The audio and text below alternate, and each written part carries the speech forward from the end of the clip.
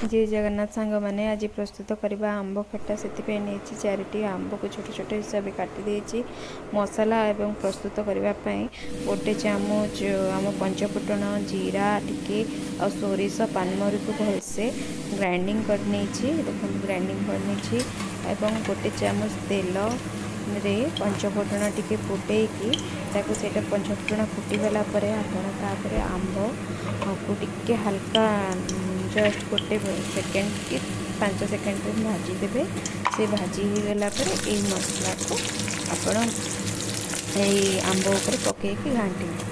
बेसी समय पर नुहे अल्प समय पर लुण हलदी एवं गुड़ चीनी आपन जोटा भी नहीं पारते मीठा गुड़टा पूरा पानी में पूरा फुटिकी मिसीज घोड़े देवे 5-10 मिनट पूरा मिसीज आंब भी सीझीज आम आंब खटा रेडी लाइक शेयर सब्सक्राइब।